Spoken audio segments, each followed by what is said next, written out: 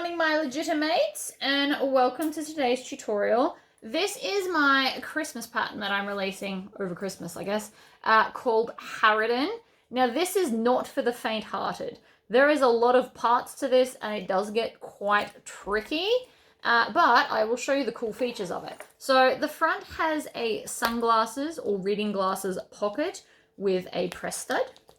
Then it has this awesome double zip that when you open it, opens to 12 card slots as well as a slip pocket behind. So then that zips up. So that's the bit that makes the bag tricky, by the way. That little section there. And then on the back, we've got another little kind of slip pocket with the press studs there. And then you open this and we've got a thicker section in there. Now there's binding in here. And then also I've made these so that when you take this off, you can take off your strap and attach this to your pants. If you don't like actually carrying straps, you can clip this to your pants and have it as like a waist bag. So it does have a lot of features going on, but as you can tell by the length of the video, it will take you a good while. I also haven't finished Tory squishing this, so I do need to go along, roll the seams, and shake it to make it sit a bit flatter. But this is a very cute bag to make. I made it as unisex. This one I've done in kind of more manly colors, as you can see. But yeah, if you would like to attempt this bag, please stay tuned to see the tutorial. Alrighty, so I am going to start with my card slots. I have already ironed them. Now, because card slots can get quite thick, I don't put interfacing on these. You can if you want to, but for me personally, I don't want too much bulk. This is already a small bag that's going to be quite weighty with all the cool stuff it's got. So I don't really want to add to that with more weight. So I'm top stitching along the first one. Then I'm going to grab the second one, fold it down, and we're going to chain stitch because it's quicker. And then I'm going to snip that off. And I'm going to cut my tails off now so that they don't annoy me. Put them in the bin. And then I'm going to grab the second fold it down, and top stitch. Now the reason I haven't started with my strap is because this is not a fresh bobbin, it's about halfway done. And I don't want to have a join on my strap if I can help it. So when we change bobbins, the first thing I will do with the new bobbin is my strap.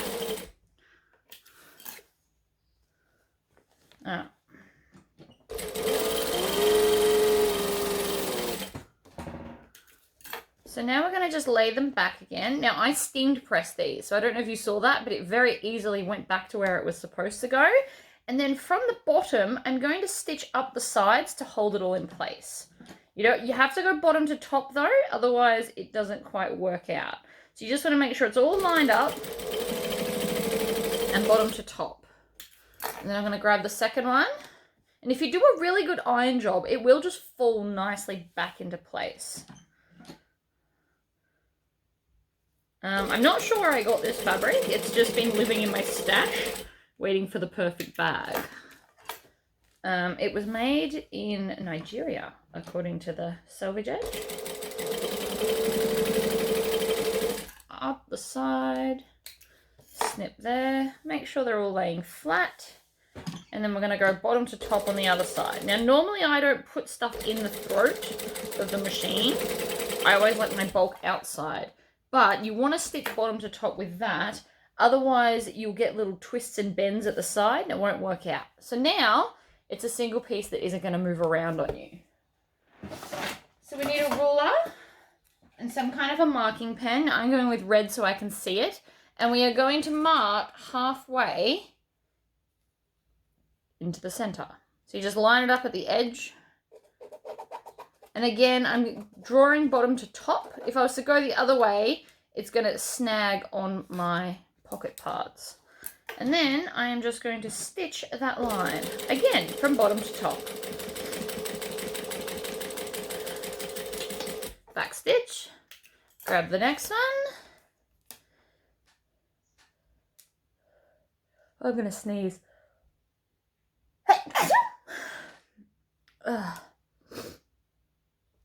They've got like a high pollen count, I think, again today.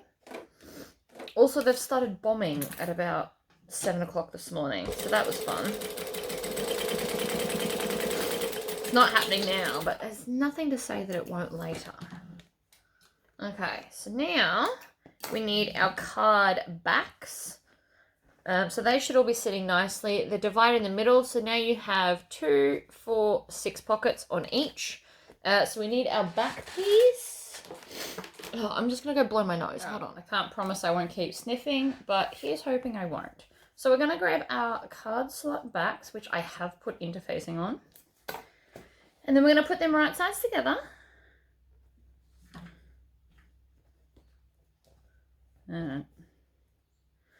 Right, and then we're going to go under. And I'm on a joining stitch length. And we're going to stitch... Oh, I just ran out of bobbin thread. See, I knew it was coming. So I'm going to finish up this line and the next bit, and then I'm going to go and do the strap. Because again, I want to make sure I've got enough for a continuous strap. So I'll finish up the bit that I'm on. I don't know if that's gonna do what I want. Nope. Didn't think so. It didn't quite pull it out for me. See how I've got a loop? Unfortunately, these things happen to me quite a lot. This is because I've probably overfilled the bobbin. So then I'm going to grab the second one. We're going to do the same thing. Back stitch. Stitch along. Back stitch. Now I'm going to cut off all of these tails. And then I'm going to flip this. So I'm going to open it, finger press it down so it sits kind of flat like that.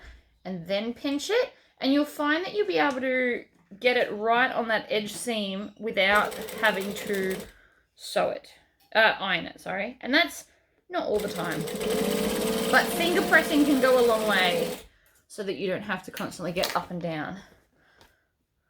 Oh no, that's right.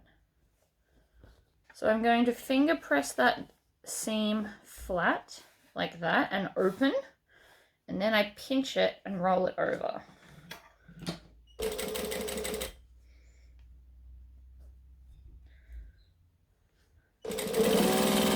And for the most part, it does work. So now I'm going to grab this one. I am still going to do the strap next, but I just want to attach these to the backing. So we're going to grab 2 of our lining panel pieces. You should have 4. They all should look the same, so it won't really matter. And I'm just going to line this up with the flat edges all lined up. And I'm not worried about the corners. I will trim that off in a minute. So I just want to line that up along the bottom and along the sides. And I'm going to get some clips to hold it in place. 1, 2. There's no magical number of clips. I'm not really sure why I'm counting. Right. So that will now have a slip pocket behind all of the card slots. So we can baste this together, so just within the seam allowance. And then when you get to the corner, just kind of guess the curve. It doesn't matter if you miss it. We're just guessing, just so I can attach it. And then I'm going to grab this one and do the same thing. Now, if your fabric's directional, obviously think about that while you're doing this. You can also put a different color here so that you can see that there's an extra part there. Like a solid blue backing would have also looked nice with that. Like that turquoisey color. But I didn't have any. So I didn't do it. And I'm just basting, so you don't have to back stitch when you're basting. And up the side. I backstitch out of habit, but you don't really have to. And so now, oops, missed one. We flip it over, grab some scissors, and then just trim off that extra corner part so that now it's even. And that is the easiest way to deal with those corners. Oh, missed a bit. Excellent. So they're done. I'm going to pop them aside for a minute because I want to do my strap. So I'm just doing an all vinyl strap. So I'm going to take some double-sided tape. This is 1/2 inch or 12 mil, and I'm going to put the line down the center. And I pat it down. I don't wipe it for fear that you might stretch your vinyl. And if you stretch your vinyl while you're putting the tape down, you'll get ripples and weird stuff going on. So try not to stretch it. Just pat it. And so then I'm going to pull off about half, like not even half, a section of the backing of the double-sided tape, and I'm going to fold them both into the center. And I'm sorry, but that noise is probably going to happen all day if you heard that. So we just squish them together, and then I'm going to smooth it down with my finger to make sure that it's really adhered to the double-sided tape.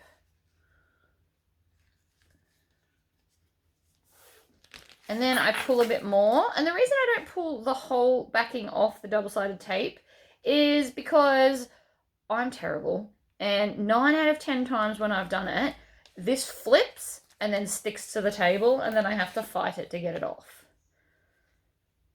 And I'm just not interested in doing that, so I don't anymore. You do it in sections.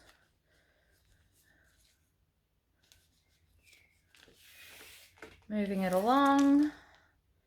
So the way I'm doing this is I'm pinching this together and then pushing it down. And it does take a little bit of practice. You'll see when I'm learning to do it in older videos, but it is definitely quicker. Now that I've learned how to do it, it's way quicker. So now I can take the rest of the backing off and just continue to squish it together. And then we're going to fold it in half again.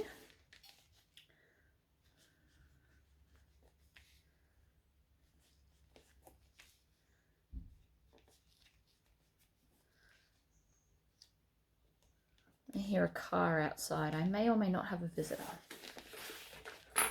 All right, so I'm going to go up to a 3 3/4, or you can go more. That's just what I turned it to. And I'm going to fold it in half, and I'm going to fold it as I go. You don't have to do that. You can put clips on it if you prefer. But I have found that this works quicker for me. So I'm just going to fold it in half. And I'm top stitching. So I'm doing it 1/8 of an inch from that fold. If you did put clips, you also still sew the fold side first.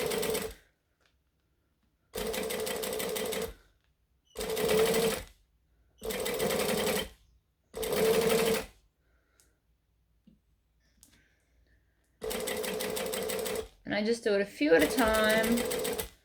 I'm not in a hurry because I want it to line up nicely.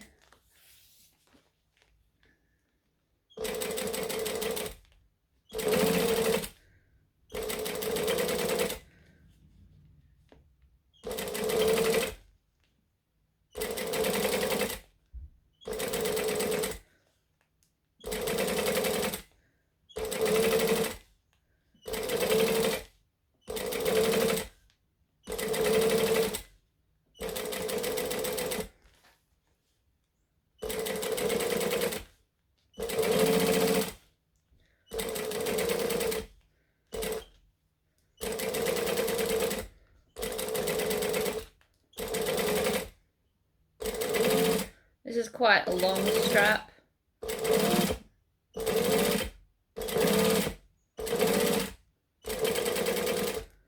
And then we're going to get to here and we're going to back stitch. And then I'm going to take the whole strap, swivel it around, jump to the other side. Now this side will always be quicker to do because it's already held in place. That doesn't mean that I'm going to go full speed. And I'm using my fingers to kind of hold it in place. And my fingernails hold it down in place. So I don't actually have to do anything with my hands to hold them steady.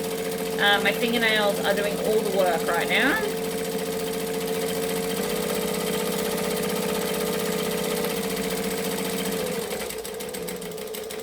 and backstitch at the end. I'd say that was pretty quick. So I'm going to just come to this end and I'm going to trim down that jump stitch when I went from one side to the other. The reason I didn't cut it is because I waste less thread doing it that way, and my machine doesn't always love backstitching. It likes to create knots, so I've avoided that problem. So now I'm going to take my strap adjuster and put it through like that. And I think a rivet there would look lovely.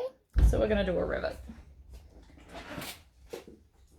So first I'm going to take my hole punch and line it up and squish it through. And then I will take the rivet press. So I've got two, for anyone that's never been here before, I have two of them because I make so many bags, it's quicker than changing it over. And a lot of things do require like two halves. So the snap press later will have two sides, and you need a hole punch. So it's always handy to have more than one if you make bags for a living or you make a lot of them. Right, so now I've got my rivet on. I'm just gonna squish that down and that holds onto there. So I'm gonna take a D-ring, not a swivel clip, which is something weird.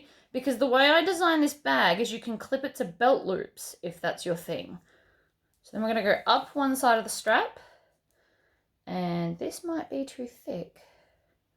Oh dear.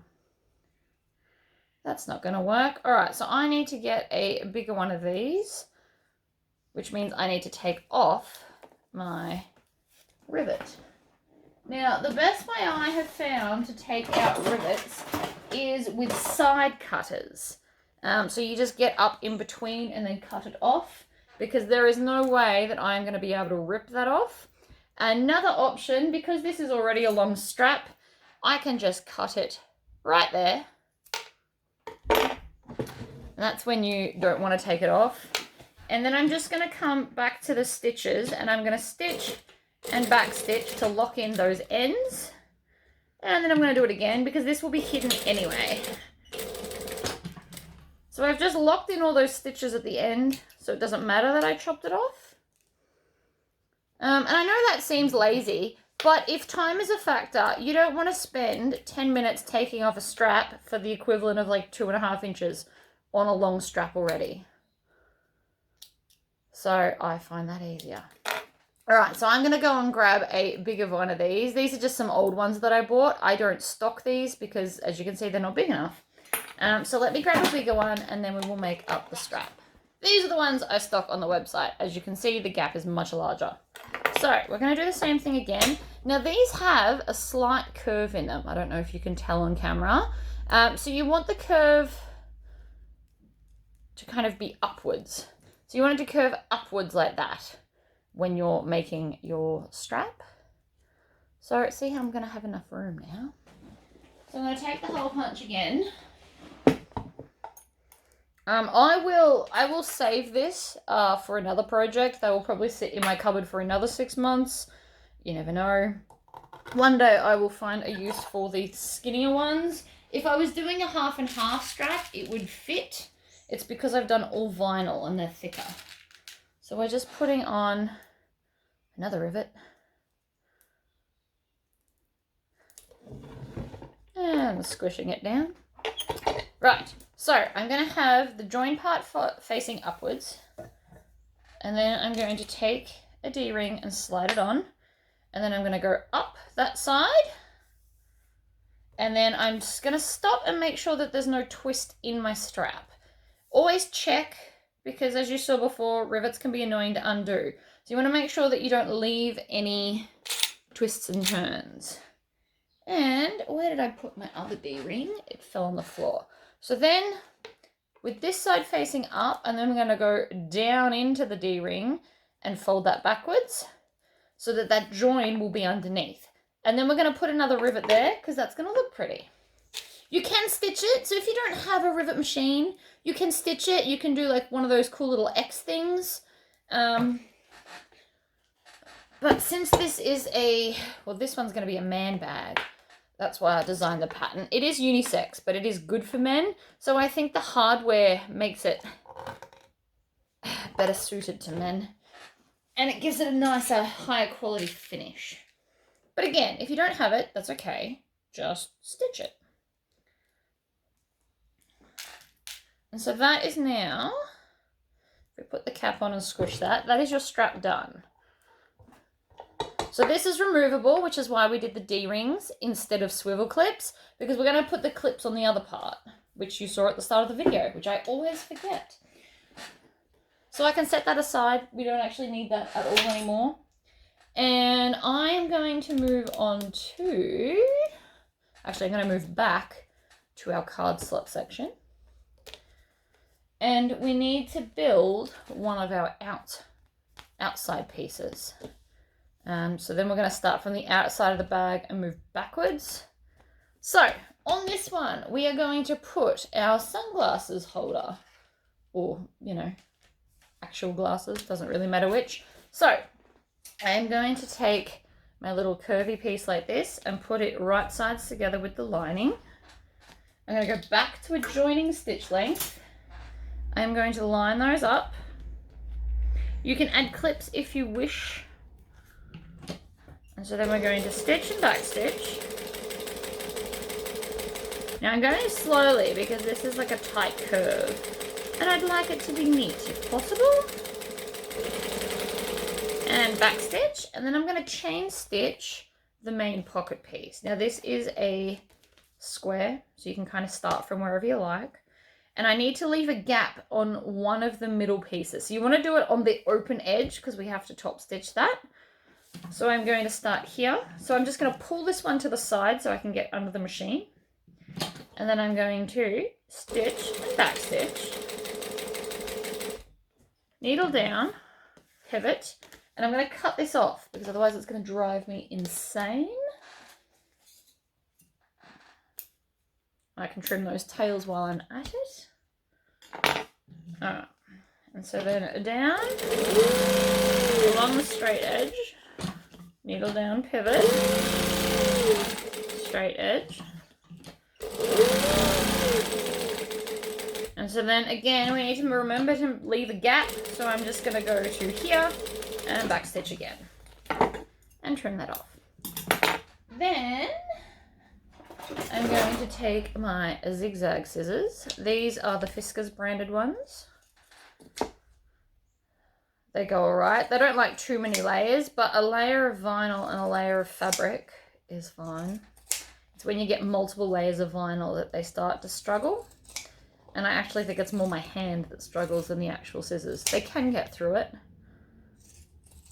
So I'm just chopping all of this off because I don't want any, like I want to minimize the bulk that's inside my thing, because this can get quite bulky at the end. So I want to take off as much bulk as I can. And then through the gap, I'm going to kind of scrunch it up, grab a corner and push the corner out. And then just kind of use my thumbs to tuck it all through like that. This is a flute cleaner. It is my personal turning stick. I love this thing. It's rounded, but it gets skinnier at the end than at the pole. So I find it's a great stick for kind of, I'm pushing against that whole seam, but it's not pointy enough that it's going to tear through my stitches. But it is pointy enough to turn out the corners pretty well, which is why I use it. You can probably get them on eBay and Amazon and they won't cost you very much. But that is my turning stick for pretty much everything. So now we're going to deal with the gap edge first. So we're going to tuck in those raw edges. So by doing that, I just put my fingers in and then I'm going to pinch it shut so it's even. And then I am actually going to use clips for this. Don't ever put pins in your vinyl. You will create holes. That you can get them out, but it is painstakingly annoying. Nobody likes to do it. You have to like melt it with a lighter and then push it with your finger. But sometimes you leave your fingerprint in the vinyl instead. So try to avoid it where possible. All right, so now I'm gonna top stitch along all of here to close the hole, and I wanna go up to a nice top stitching length.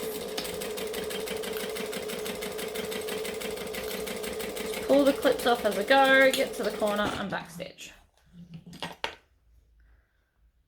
Now I've lost my snips. It's the second pair I've lost today. I started with black, I have ended up with none.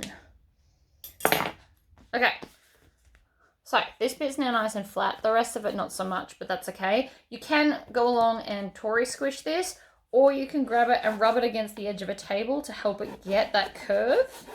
If you're going to iron it, you iron it from this side and not too long so that you don't melt the vinyl through everything, because that's also not what we want.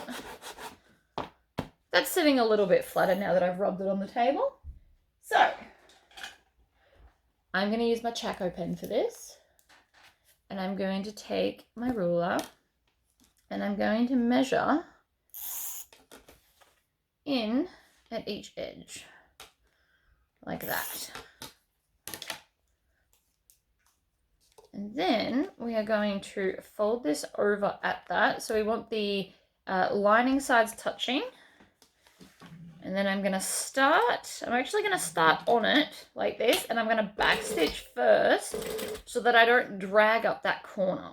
I don't know if I've ever taught you that tip before, but sometimes when you're doing something bulky like this, if you start at the edge, it kind of drags it up and then it's not sitting flush and even. So you start on it and then backstitch first.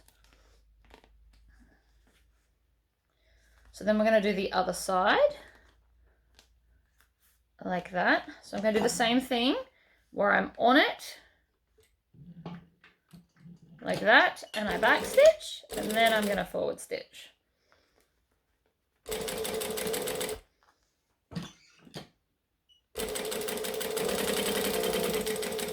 I'm going to stitch and backstitch at that end as well.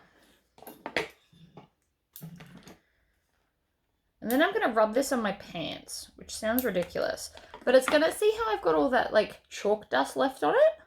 I would like that gone. So I always wear tracksuit pants when I'm sewing. You wipe it on and then it's gone. I'm also going to wipe the very, very edges. I also have very dirty pants at the end of every day, but that's okay. I don't really mind. We're going to go and grab this as well. And I'm going to use my zigzag scissors to cut the excess off this one. Because we don't want the bulk, and we want the edges to turn nicely.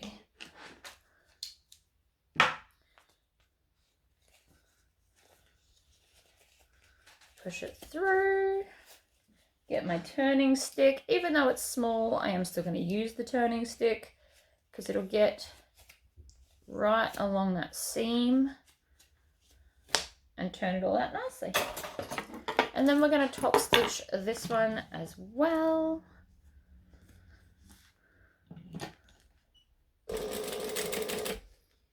So when you're doing back stitching, it does not need to be a lot of stitches. Some people do like a full inch worth. That's excessive. 2 or 3 is usually enough. It's just to lock in the original stitches. Okay, then I'm going to trim that and that. And now I'm going to install my snap fasteners. Now you can get these in all different sizes.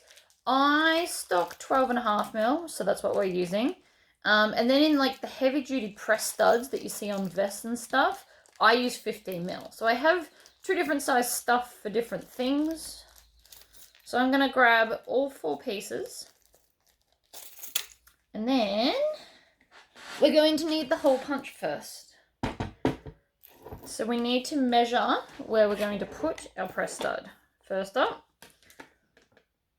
So I'm going to go and use, what do I want to use? Chaco pen? I'll use Chaco pen.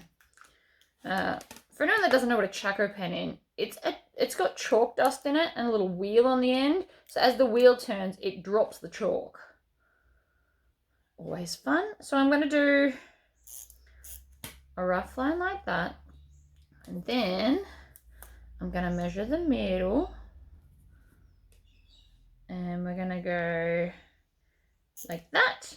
And that crosshair that I just created is where we want our press stud. So then I'm going to punch the hole like that. I'm going to take this one, so that this is the top open edge, so it's going to sit sideways like this. So I want to put my press stud here. So again, I'm going to take my ruler. It's all about ruling. And I'm going to measure up like that. And then I'm going to measure in like this. And then that is my center. So I'm going to pull the flaps away so that you don't accidentally punch holes in them. That would not be ideal. So make sure that they're away and punch that hole. Then we need, these are all my different die sets. They actually don't all fit anymore. I've run out of space. So I'm going to take out the hole punch. So if you've got one, this is just what you'll have to do each time, is take it out and switch it over, which isn't a big deal. So I'm going to do this one first. So I'm doing the main body one first. Whoops. So we take the back piece and we push it up through it like that. I always push it in first because I just find that easier. Then this one goes up in there. We're going to pull those out of, oh, of course, you're not going to work. I can also just sit it on top. And then squish it down. That half is now in. I will also rub off the excess chalk in a minute. Or you can do it first. It doesn't really matter. And then we're going to grab the other half.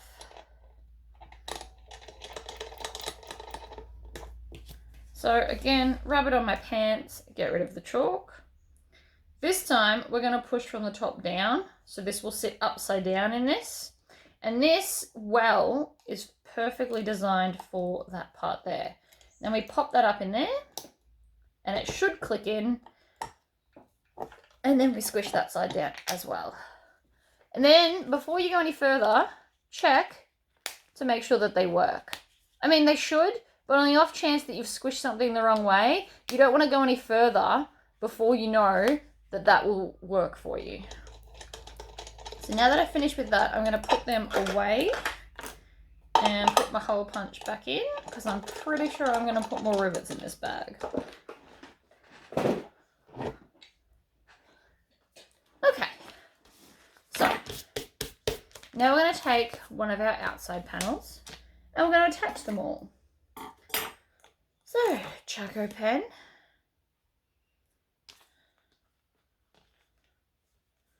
I'm just remembering. So that's going to go there and that's going to go. Okay. Just making sure. The measurements are in the pattern, but obviously I don't remember them off the top of my head. Oh, actually, and before we go any further, you want to snip the center because we're going to need that soon, and it's easier to do it now than when you've got all your pockets on there because it doesn't fold as easy. So I'm going to find the center of all four sides because we need that later when attaching stuff. So I just do it now. So I'm going to put this on so it's at the left.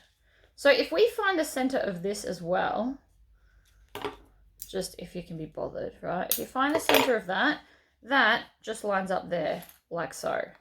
And that's how you attach that one. Because then it's in the center. And then I can clip that on. And then it just lines up there. But we've got to do our side pieces first. Right, so it sits, these are going to fold over like this. So, to help get that crease, another thing that you can do is grab it and then rub it on the table because that's going to help you get that crease, which will help us in a minute when we're stitching everything down. So, this is not in the pattern, so I just probably thought I should mention it. So you fold it so it's even like that, and then I'm rubbing it on the table to help set that crease. You can also grab it and Tory squish it. That will do a similar thing. but rubbing it on the table is quicker for that straight edge. Now it's not a huge crease, but it is going to be enough to help us attach it. And so now from the center, which we know from here, I'm going to measure out and put a line. So I'm just lining it up with my ruler, like so. And then flipping my ruler and doing it to the other side as well.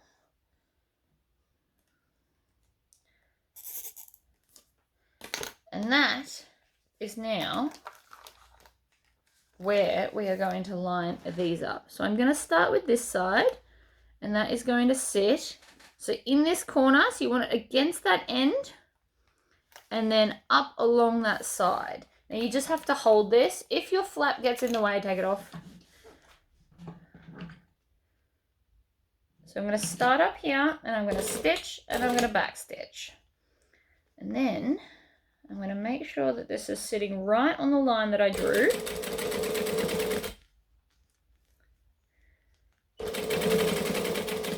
Like that. And then we're going to get to the end and we are going to back stitch.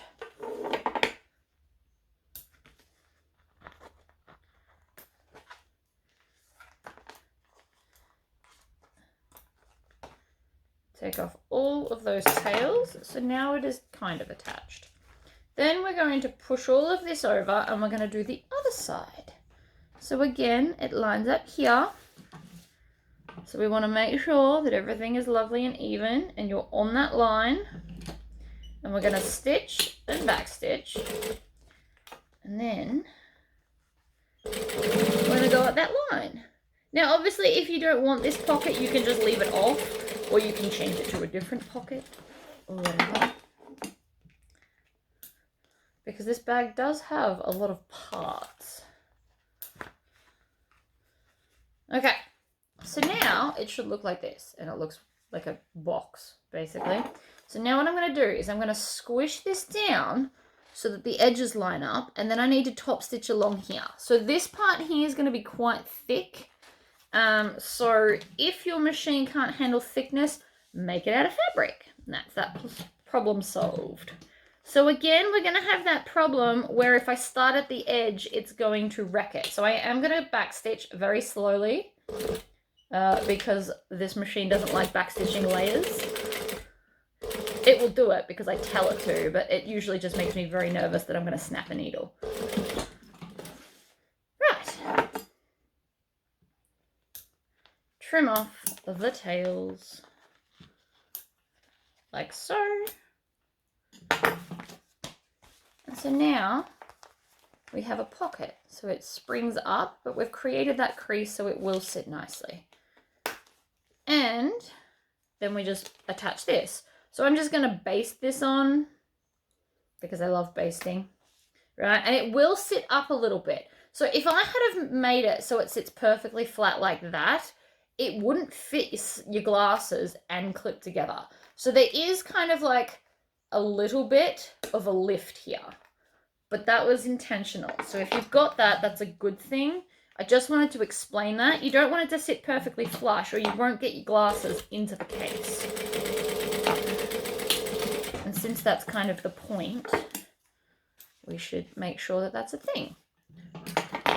I don't have any sunglasses here, but because it's sitting up, you can see that I will be able to get a full set of glasses and it will still stay shut. Should have bought my sunglasses over. Okay, so we are now going to need one of these, your long zip, and the little short ends. And now we're going to do the zipper. So this is probably one of the trickiest parts of it. So we're going to take 2 zipper pulls and we're going to put one on each end of this because I want to be able to unzip it all the way around in both directions. You can just use 1 zipper, but I think 2 looks prettier. So I'm doing 2.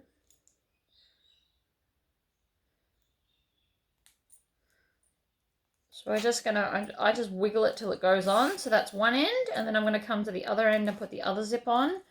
Please make sure you remember your zips. They're pretty important. 1 and 2. Wiggle. And then you want to make sure that you want to join them all the way up to make sure that there's no kind of bubbles in your zip. So if you've got zip bubbles, it means that one end you didn't put on correctly. So whichever side it's bubbling, you're going to need to feed that end in a little bit more. And by a little bit more, I usually mean like 1 or 2 teeth, not like an inch. That's excessive. So mine's unlovely, but I do always check that. So then I'm going to take my zip and I'm going to put the vinyl on top of the zipper teeth, and I'm going to put my lining underneath, making a zipper sandwich, and I'm going to stitch across that end. Now I'm going to go back to joining stitch length, and we're going to stitch like that. And then we need to do the other end. So you're going to have like obviously more zipper than edge. So I'm going to start with the lining, and then I'm going to grab this one, and this is like a cool little trick. So we're going to lay it flat like this, and then we're going to just curl it up and over. So it's going to look really weird, but if you do it that way, so you want to hold it so it's laying flat, and then just bring it up and together. And by doing that, you should have the correct size. Right, so we stitch over it, and then before we did top stitching, now the reason I didn't do my top stitching yet is because you want to pull the zipper and everything should lay flat. And if it didn't, it means you've got too much of a twist somewhere in your zipper part. So now that we've done that, I'm going to top stitch here because it's pretty, because I'm all about pretty. And then I'm actually just going to go down this edge and join them together. We don't separate them to make the bag, so we're just going to make them a single piece. It will be easier to work with later on. So like that. So I did top stitch around the whole thing, but you won't see half of those stitches once we've made the bag. But it's just easier to do it that way. So that is now a single loop. So we are going to take the back of our bag, and I'm going to put the join, now let me think about this, at this end. I think I put the join here. So we're going to put right sides together. Actually no, before we do that, we're going to find the center, and we're going to put clips on both halves because it's going to make it easier later. So we're going to put a clip there, and then at the opposite end we're going to put a clip there, and on each side of the zipper. Then I'm going to open it out and line up those sets of clips. And then I'm going to put a clip here. So this is why we needed to find the 4 points of everything, because these are the 4 points that line up with our exterior. Like that.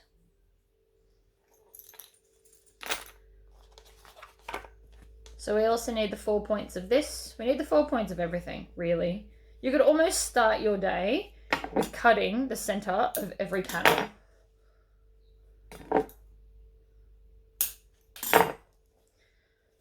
Fold it down and together. Cut the point. Oh, not the point. Well, it is a point, I guess. The center point. So we're just going to do it to all of them while I'm thinking of it, because this will go on the other half of the zip.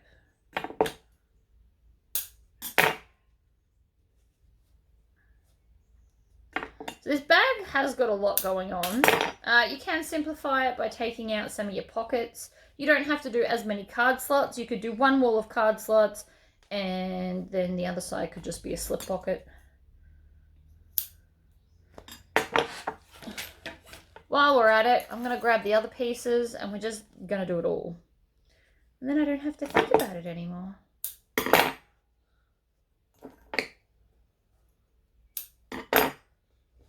So the inner pocket of the bigger section, I didn't put any pockets in there because I decided it had enough. You could, if you wanted to, add another slip pocket or a zipper pocket or something. But you do get to a point where on a small bag like this, there is such thing as too many pockets, in my opinion.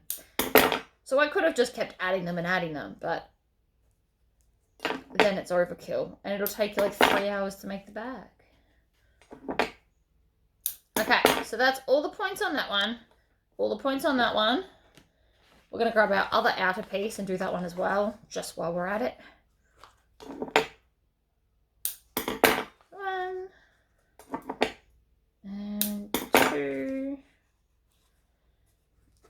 And I decided to do this bag with binding because it will ultimately be way quicker and easier. This bag without binding hurt my brain, so that's why we ended up with it.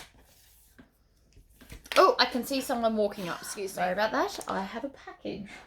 It's nothing exciting to unbox, so we're not going to do that. All right, so I found the center of everything, which is going to help me later down the track. So I'm just going to pick one of these.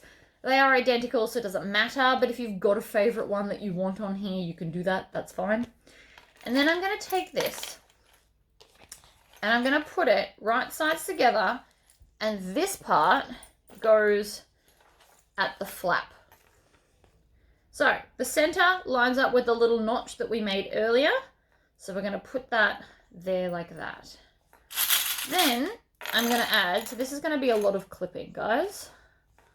We're going to add them around there. So then I'm going to flip this over to make sure that there's no twist, and then line up the center one here. And then add a few more clips. So whenever I do a section, I'm putting at least 3 clips. Now I've got a corner space. I'm going to pull the zip out, and I'm going to kind of, what's this motion called? I don't know, but we're going to do that to get it to sit all the way on the curve. So I'm just going to hold it as a 3D object, I guess, is what I'm doing. Like that. And then we're going to add some clips to hold it in place, like so. Nothing super magical about it. It is a bit tricky. So you may want to open your zip because it becomes more flexible. The downside to opening the zip is that there is going to be some bulk there, but it should help you attach your zip if you open it. Now, if you don't have number 5 zip and you've only got number 3, you can make this with a number 3 zip. I just personally prefer the 5. I rarely use number 3. Right, so that's one corner done. So now I'm going to come around to this side and attach the next one. So in the center, line it up with the center point that we made earlier. Grab a bunch more clips. Now you'll notice that I'm only doing one side at a time. There is reasons for that. It gets crazy complicated if you start doing it with more. I'm also not going to have the zipper stopping in that corner because it is really hard to work with if you do that. And I don't want it to be hard. I want it to be nice and easy. So I'm bringing it round, I'm holding it like a 3D object, and I'm clipping it down with some Wonder Clips. Then, again, we're going to make sure there's no twists and do the last side. Clip it down. So 3 clips, and then I'll pick it up and start moving it. So I'm going to come to this side.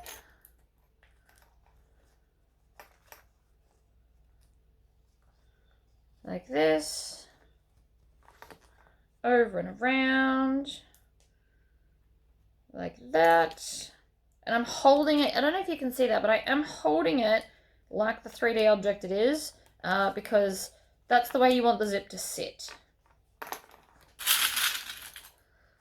So this can get super tricky. This is the hardest part, because it is such a small bag with tight corners. This zipper is what makes this bag difficult. Even my testers said so. But I did never claim for it to be an easy bag.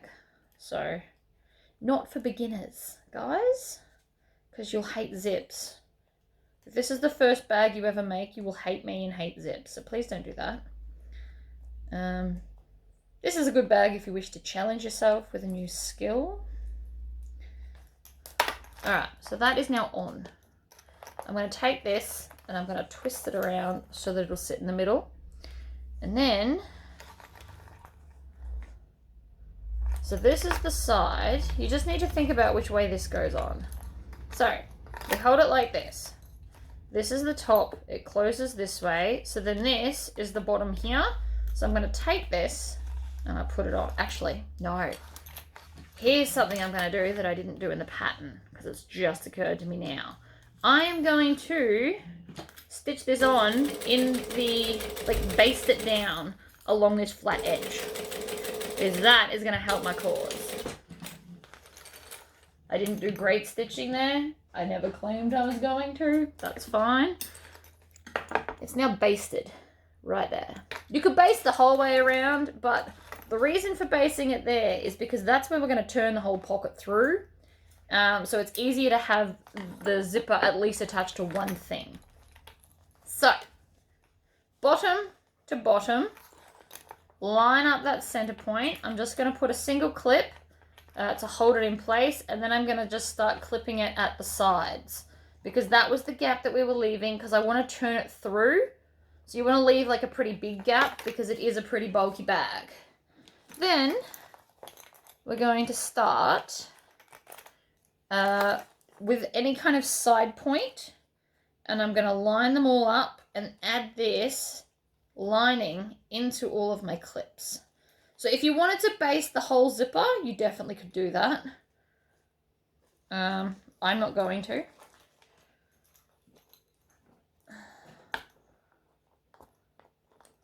But this is where it gets a bit tricky. And it's tricky because it's so bulky.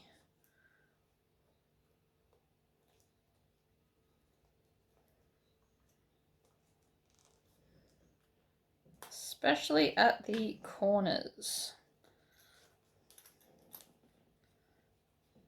So I'm just going to move around. I find it easier to do in my lap, so sorry about that. I don't mean to hide it from you. I just, clipping in my lap doesn't hurt my arms as much because I'm not leaning forward like this. Oops. Dropped my scissors. It's not a Tory video unless I drop something.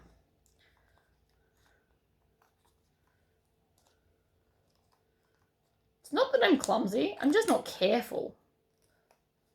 You may or may not want more clips at the corners.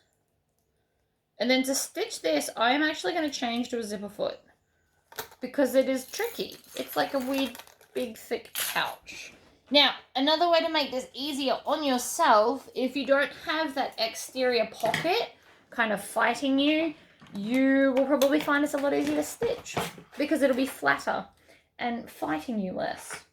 So I'm going to switch to my zipper foot, which is in my messy tray of, actually, I could even just go to my skinny foot. I have this really cool skinny foot.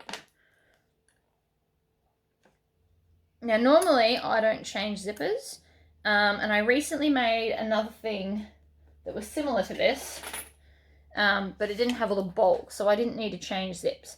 But because of the, does that even fit in there? I don't think that's the right one. Can't get it undone now. Oh, there it goes. Yeah, so because of that bulk, you want a skinnier or a zipper foot to be able to get in and stitch it all without missing parts. Which is why I'm changing feet, because this one's about, oh, hold on. Oh, there we go. This one's about half the thickness of my Teflon foot. So, I'm going to start over where my gap is, and I'm going to flip it over so that my exterior is on top. So I'm going to start right here.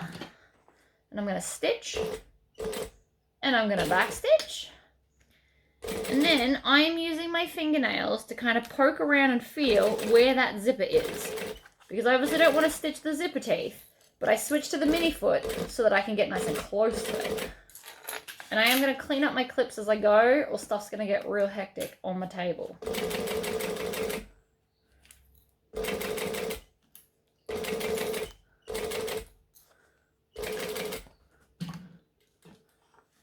Right, around the corner.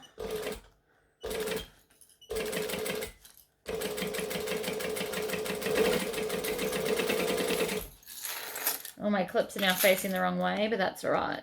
I'm going slow anyway to make sure that my corners are nice.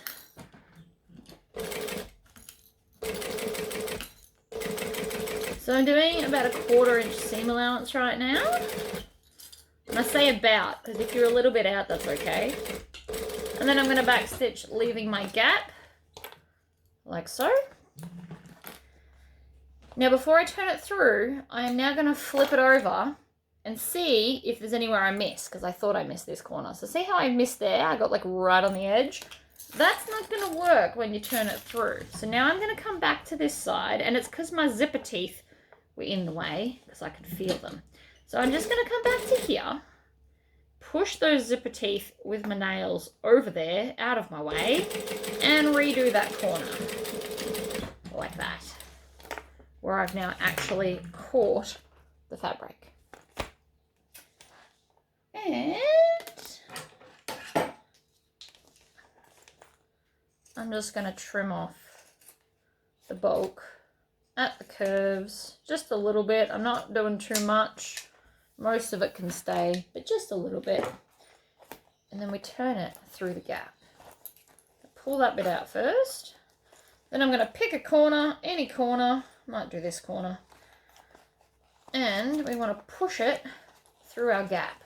Now, if you've done vinyl like me, this is going to be a little bit more tricky than if you've done fabric, because fabric's thinner and less painstakingly annoying. Right, so I'm pushing out the corners with my fingernails. You could also use your turning stick.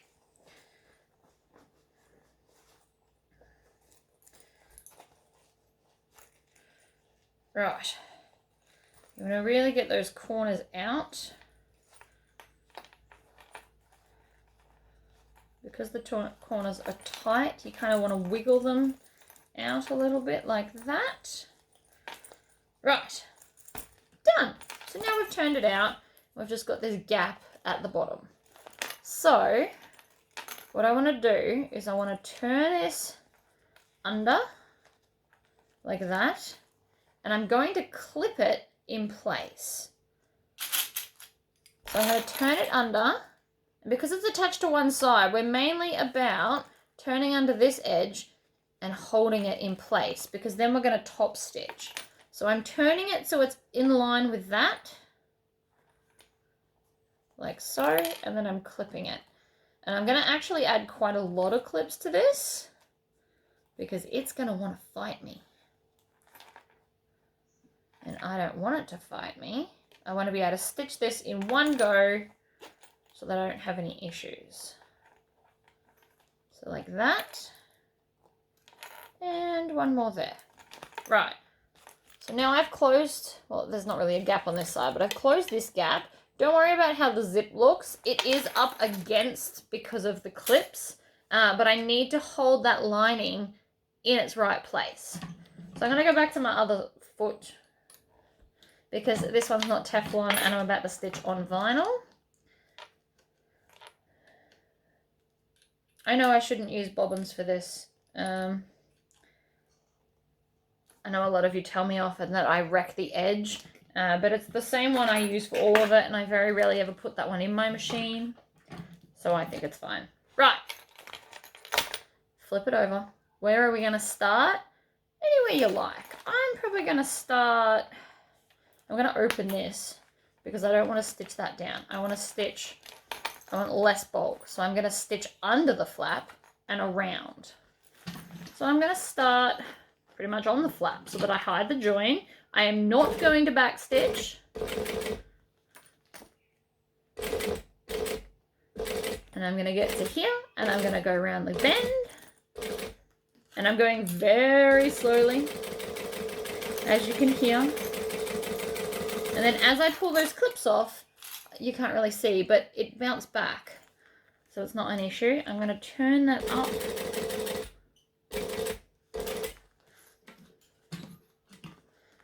I'm going to pull that out the zipper so it's not in the way at all. Now if you don't want to top stitch the whole thing, you could hand stitch that gap shut if you wanted to. I don't like hand stitching though, which is why I didn't do that. Hand stitching has never been my forte. needle down, I'm just going to pivot that around. And then we're going to get back to the start. Whoa. What happened there? And then I'm going to do 2 stitches and then back through those holes, and that's done.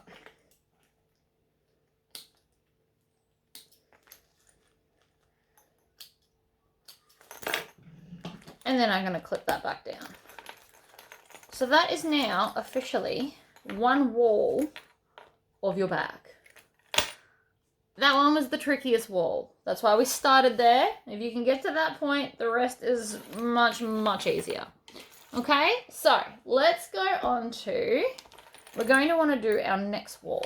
So our next wall consists of a zipper top. So we're going to do that. So it's all your skinny bits. So we're going to grab one of these and put it right sides up, and then we're going to line the zipper up on top and take a vinyl piece and put it right sides down, creating a zipper sandwich. I'm going to go back to a joining stitch length, and we're going to stitch and back stitch. Now, as you can tell, this is not very thick. There is a reason for that. We don't want it thick. Oh, and I've run out of bobbin. Awesome.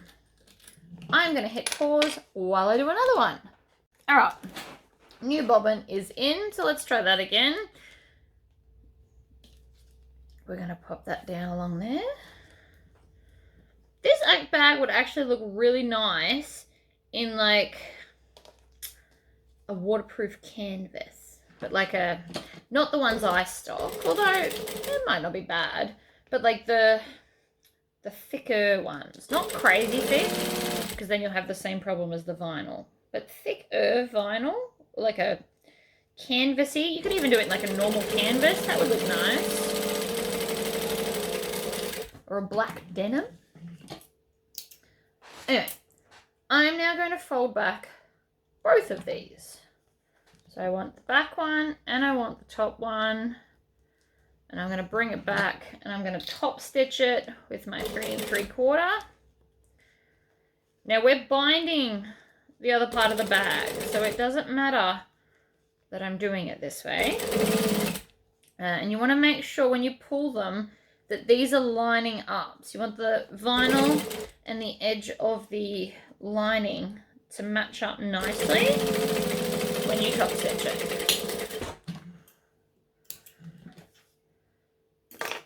That looks lovely. So then we're going to do the same to the other side. So we're going to line it up. If you need to clip it, you definitely can. I don't necessarily need a lot of clips or any, but we're going to do it. You don't just have to line it up with your hands. Now, as you can see at the end of this one, my vinyl's stretched a little bit, because see how it's taller than the lining? These things happen. Or I cut it wrong, could also be that. Wouldn't be the first time. But to solve the problem, I will just cut it off. Because that will solve the problem. Some vinyls are stretchier than others, so you do just need to keep that in mind if you're not going to clip them together.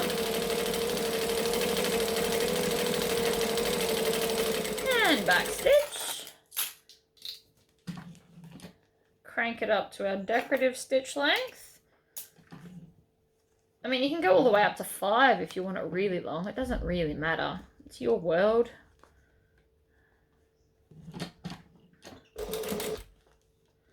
Pull it out and then top stitch it down. You always want to stop with your needle down as you readjust. That way you won't lose your place and have wonky stitches.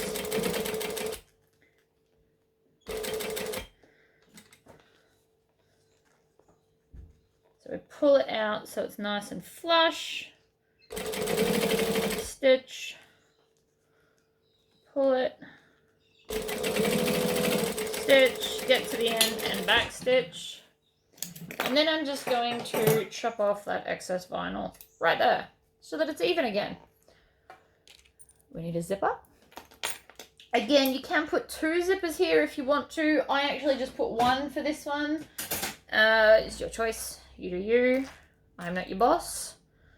I just think because it's not very long, one zipper did work for me, whereas the other one was crazy long, so I liked the idea of 2. But you can do 2 on this if you want. Just requires more hardware. And then I'm just gonna, oops, missed, pulled it off. I nearly went with the chunky zippers for this, but I decided Smooth Criminal had more of the look I was going for. I don't know, different zips will give it a different look. I am hoping that next year I will start stocking in even more zippers. You'll have the choice of like 5 or 6. I'm gonna singe this. It's starting to fray and it's annoying me. Now, if you get to a point where you give up on this end, you can definitely go to the other end and do it, but you will have to zip it all the way up because you need both ends to be together. No? Okay. So when it's being super stubborn, I stick it in my zipper jig and give it like a tug, and then it works fine. It's not always a problem, just apparently today. So now we're going to take... Is this our bottom? Let me see. What pieces am I up to? Oh no, I want to take my strap connectors. That's the next step because we're going to add them in here. So I'm going to put double-sided tape down the center.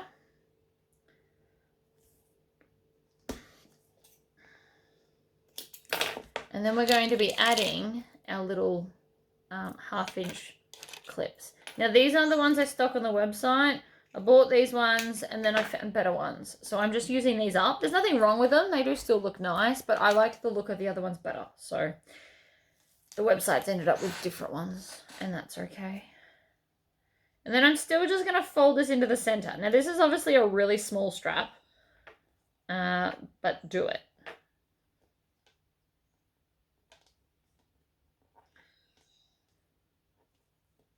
You could also, if this is too tricky for you, you could also just literally fold it in half and have one side where the gap is. I'm going to stitch down one side and then back up the other side. And it looks fabulous. Alright, so this is now my strap. I should have chain stitched that, but it's tiny, it's fabulous. And then it goes through the loop and around. And I am going to add a rivet, I think. I've got some mini rivets there. Otherwise, you can also just fold it and then stitch it all the way up. But I think I want... Oh, actually, I could still stitch it now.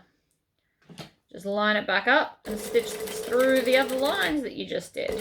You could do that. Over the other side.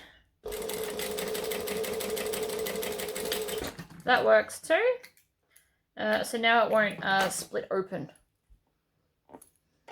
And it's got a jump stitch that we need to trim off because that makes it obvious that we did that. See? Voila. Gotta do this one as well. Same thing.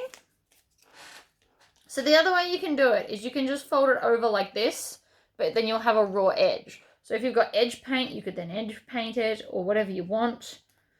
I am a creature of habit, which is why I'm doing this. But there's several ways you could do this. You could also just use,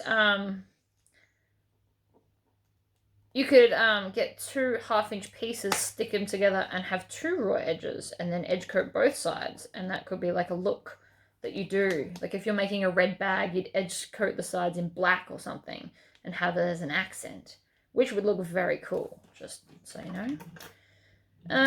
Each their own, I guess.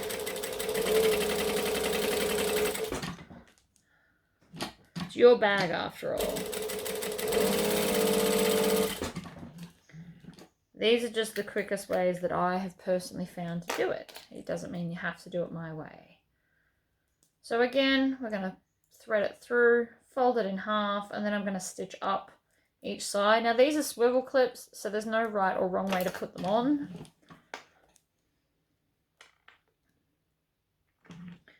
line it up. Up we go. Back stitch, twist, jump to the other side.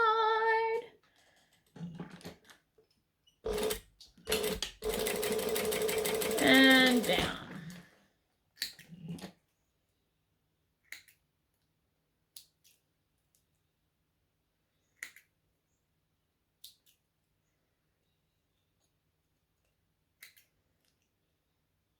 And then I'm trimming off all these excess little tails that have happened. And then you can just grab a lighter, singe them down, and you'll never see them. If I don't want to touch it because I think it's going to be too hot, I wipe it on my pants. Again, which is why I wear crappy pants while I'm sewing. So these are going to go here and here. So I'm going to tack them down. So they want to sit like right in the middle, over the teeth, like that.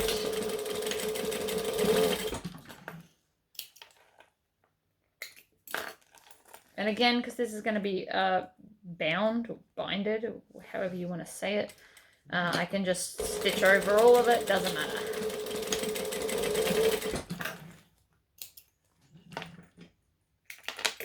Whoop.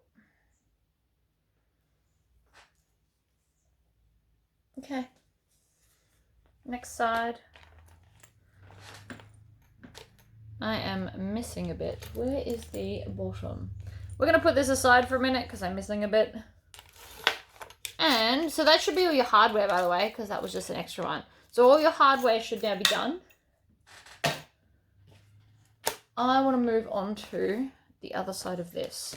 And I'll come back to that because I haven't cut something. I'm missing, I think I was meant to cut 2 of these and I've only cut 1. So I'll have to go and cut something. So before I add another break, I'm going to spread it out a little bit. So, I cut the fabric. I forgot to cut the interfacing for that little corner. That's okay. So this is going to be our back flap or front flap, depending on which way you hold the bag. So we're going to stitch around this.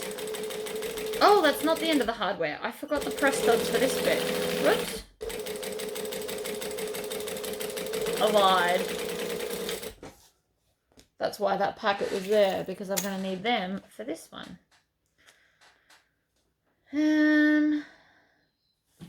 So for this one, we don't need to stitch the bottom. So if you've got directional fabric, leave the bottom open of what I'm currently doing. So we left the top of the flap and the bottom of the rectangle because they all sit in the seam allowance. And then I'm going to take my glorious zigzag scissors. I know they're called pinking shears, by the way. I just like to say the word zigzag, and I don't get a lot of chances in life to do it, except with my scissors. So now we can, I'm going to just change sew this. So if I wasn't recording, this is how I would make it. And I would also skip the part where I need to get off my butt and go get something. The reason I did the base in 2 pieces is because if you're using a directional fabric, it will be the right direction on both sides. I do remember why I did that. I could have just skipped that and made a longer piece. But I also kind of like the seam. It adds like a little something. Before I stitch that, I'm going to run my fingernail along that seam to push it out because I want it to sit nice. Alright, so now I'm going to top stitch. We're going to stitch and back stitch like always. I'm going to push that off by the look of it.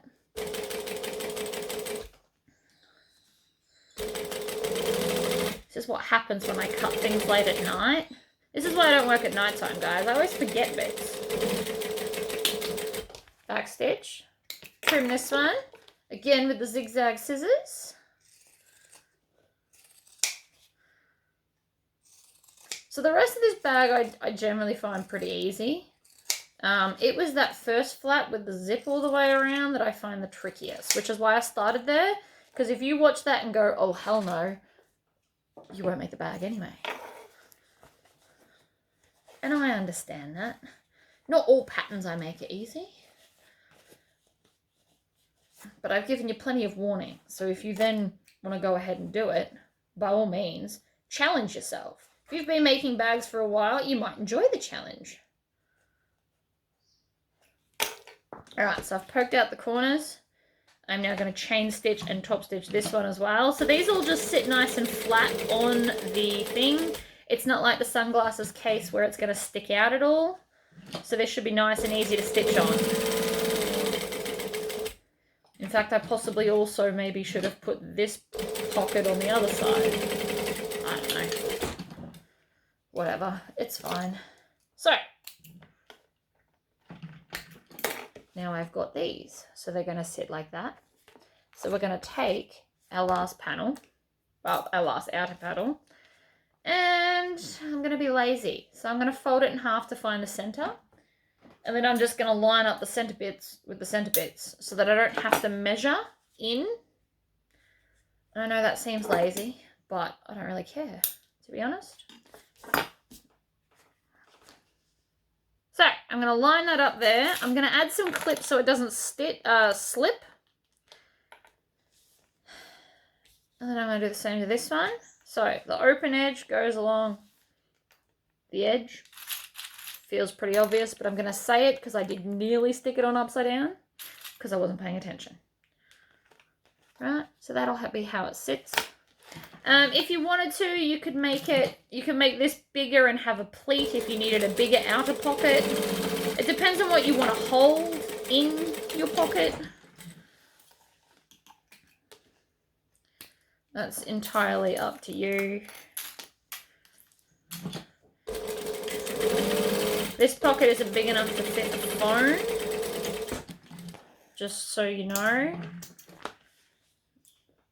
If I had a phone, it would either be living in this part or in the main body part, which is the other side of this part that we're building.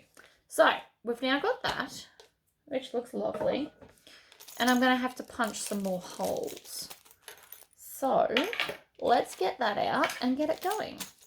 We might want to measure our holes. So again, with the Chaco pen, because it's easy to wipe off the vinyl. If this was a fabric outer, I would instead use this because this is easy to iron off. So it depends on, I have both because it depends on what I'm doing. So I'm going to measure up from the edge of the flap and I'm just going to draw lines like this. And then I am going to measure in from the edge, and that's where I want them. Now, this measurement, you can pretty much make up and do whatever you want. There is no right or wrong to these measurements. I do what I want, you can do what you want.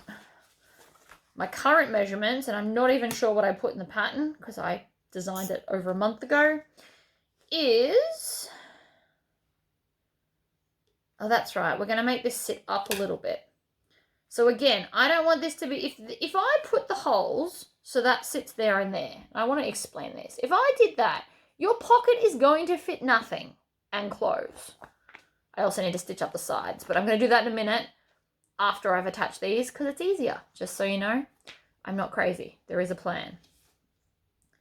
So, if I was to do that, you would fit nothing in the pocket. So I'm actually going to kick this up a little bit so it will have like this little bit of a gap. It won't look out of place on the bag. It's just giving you space to be able to put stuff in it. That's all. So I've now got marks there, marks there. I'm going to take my hole punch all the holes. So there and there. And that's lined everything up. And then again, rub it on your pants, take off all the chalk markings because we don't need them anymore. You could also have a microfiber cloth next to you to do all these rubbings instead of using your pants, but it's just one more thing I have to keep track of. I don't know if you've noticed in the video, but I keep losing stuff today. So, I'm going to put these back in again.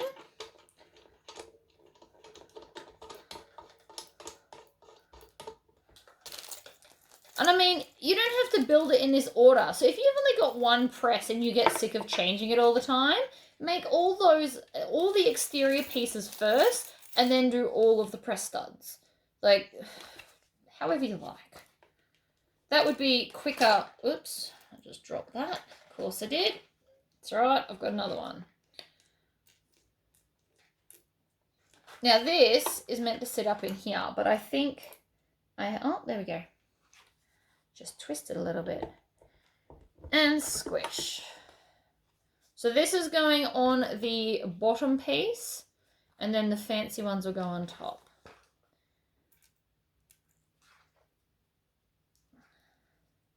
One and two. Like that. And then we can take these ones out and put the other set in for the other half.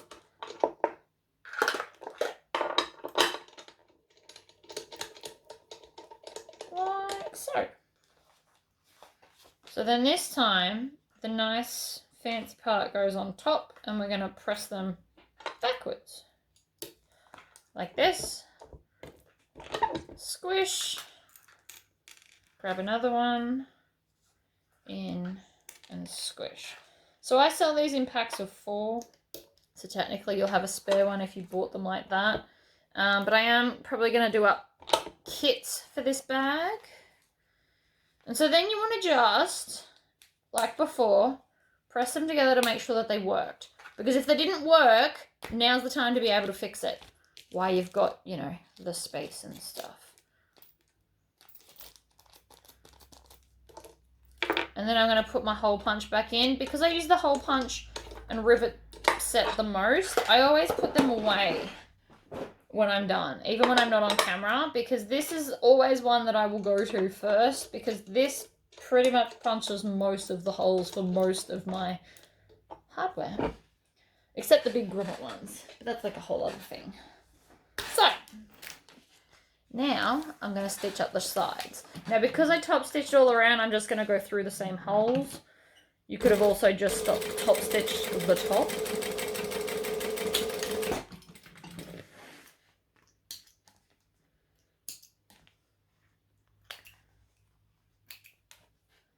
Put all the rubbish in the bin. Clear out your space. It's always good to have a clear work area. I can't stress that enough. If you're trying to fight and like move around stuff while you're sewing, you are more likely to make a mistake because your concentration is on the stuff around you as opposed to the sewing. And I'm not saying like your whole room has to be clean, but the foreseeable work area that you're sitting in. Which is why I always have like a little table off to the side to hold all the pieces. So that's that one done. I'm going to hit pause and go and cut the rest of the pieces that I require to finish the bag. And then we're just up to the other half of the zip, which is fun. But we need this part. So the next things we're going to play with is the other part. We're going to do the difficult, tricky zip. And then we'll just quickly do the inside and bind it. So I'll be right back with the other pieces. Crisis averted. I have cut some more. So we're going to first off put these right sides together and these ones right side together and chain stitch them. Because chain stitching is awesome. And the other reason why we have this bottom seam is because then I can do some top stitching on the outside and it'll look fabulous. In a solid colour, the top stitching is awesome. And if you did a print, it means that the sides both ways are facing upwards. So I'm going to split this open and just press it down, and then I'm going to go up to my top stitch length because I want everything to match. I know I change stitch lengths a lot, but it's these little things that will, you know, make or break it. It'll look so much more professional if all your outer stitching is the same length. So now I've got this.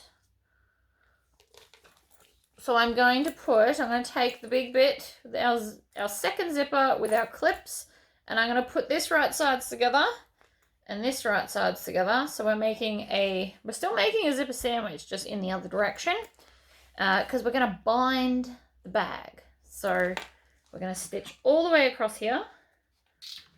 Now again, this is a little bit thick because there's a lot of stuff going on here. So the first bag I tested this in was all fabric to see how I would go. This one's all vinyl, so it's got a little bit more going on. We are also going to do that same thing before where we stitch down and around. So I'm going to grab one of the pieces.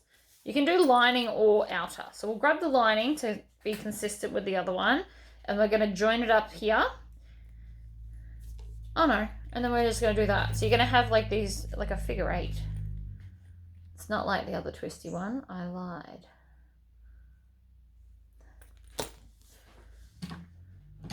So, stitch along and back stitch. Trim off our tails like so. And then I'm going to flip it so that everything is facing each other, right? Because this is now our next part. So the first thing I want to do is I'm going to open up this seam so it's less bulky, and I'm going to clip that together, and we are going to stitch this so it's one piece as opposed to 2, because it will be easier in a minute to deal with. So I'm just going to start adding some clips to kind of hold it together, like so. Now, on mine you can see that it's a little bit out here. I'm really not worried about it. I know a lot of people would be. I, however, am not.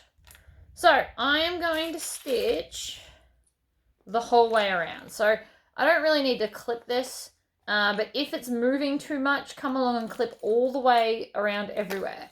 So now I'm just going to top stitch, and all top stitching is 1/8 of an inch. And I'm just going to top stitch all the layers together so that then it's one piece that I'm working with, which will make it a bit easier for you.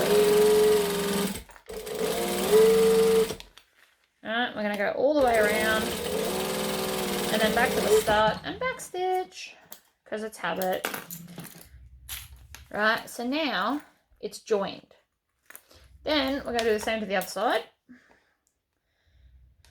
Trim off the tails. Always trim your tails. They get in the way. They get annoying after a while. So you can start from wherever. There's no magical place to start from. Now this looks like a big gusset, but you've got to remember we're going to take out about 1 inch in seam allowance. So it turns out to be quite skinny, to be honest. And we're back to the start. I backstitch out of habit, but you don't really have to. It's just basting. So that is now a solid single piece. So there's no lifting. I'm not worried that I'm going to miss anywhere. We're just done. So I'm going to zip it open because it's going to make it a little bit more pliable, especially where the zip's concerned. So the first thing I'm going to do is we already know where the bottom is because it's marked, but we're going to join those side seams and then find the top and add some clip there. And we're going to do the same to the other side. So that is now our top and our bottom sorted. So if I line that up with the bottom seam and go outwards, this is now the side middle point. So I'm marking both sides now because it's easier to do it now than do one side and try and come and do the other one because it's not as flexible. So that is all the sides I need. So we are going to take one of our slip pockets and one of our linings of our other part, and we are going to put these together, and I am going to baste them all together. Because we're using binding, we're just going to baste all the way around.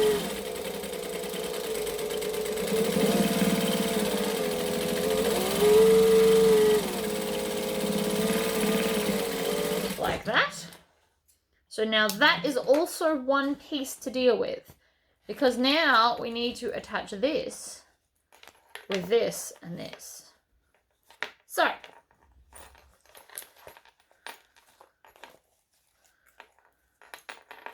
the best way to look at it, have your slip pockets right sides up, And that is what we're going to see on the inside like this. So we're going to take our clip.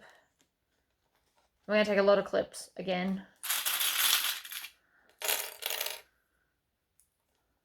And again, you can base the whole thing. In fact, I'll base the whole thing on this one just to show you. You don't have to do it, but you can. So I will show you that in a minute.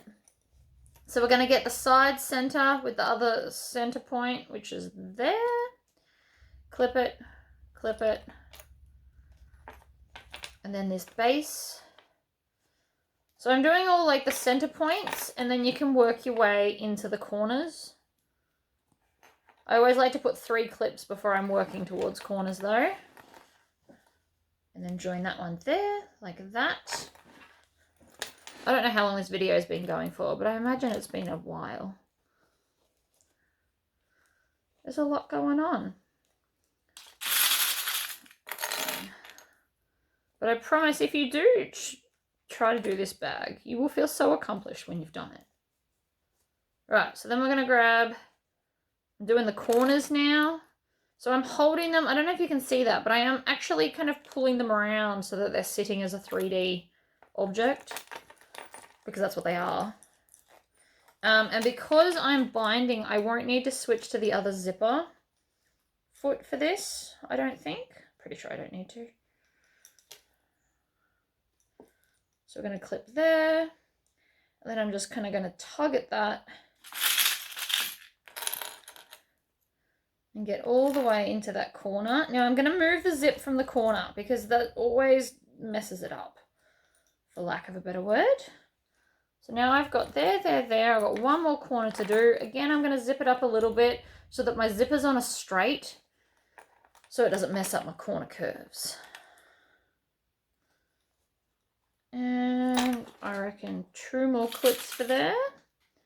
1 and 2. And now I'm going to base this. So this is what you could have done to the other side if you wanted to. So I'm still going to start on a straight because I always start on a straight.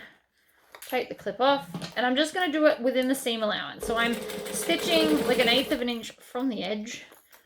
You can bring that up out of the way. Right on the edge of the zip.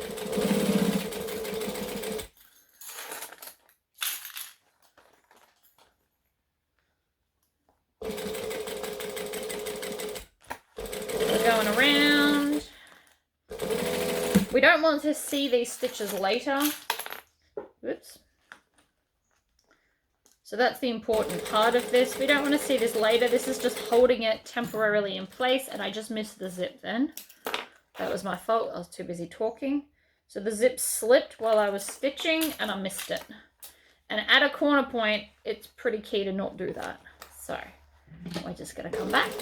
Go again. Nice and slow there because it's a bit bulky.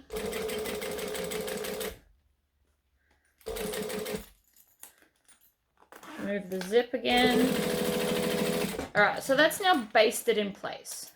So now essentially you can see what's going on.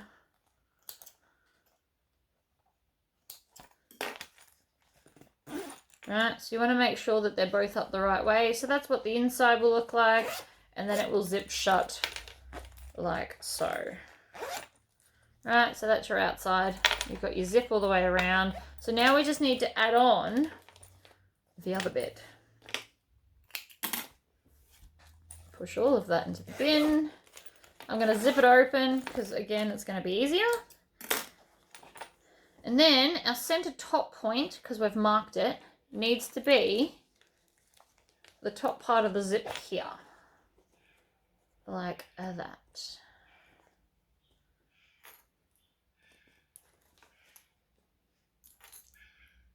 Clip, clip, clip. We're adding lots of clips on the straight so it holds. Then we can come to the side. And I'm going to clip that side in place. So I'm putting right sides together.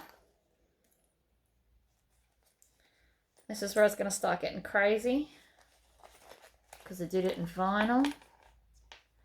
The bottom join seam is going to go to this bottom part of the bag here, like that. And the reason it seems crazy is because we're kind of fighting the flap. So you can actually pull the flap through like that and it will help get to everything a bit easier for you. But you want to add a few clips before you do that. Otherwise, it will distort it and confuse your brain, because I played that game already. So we're clipping all the way around. Then we're going to get into these corners.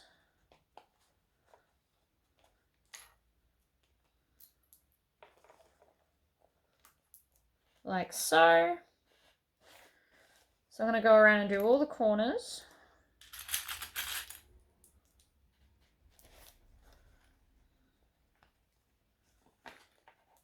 You want to make sure that your zip isn't going to get caught up in something.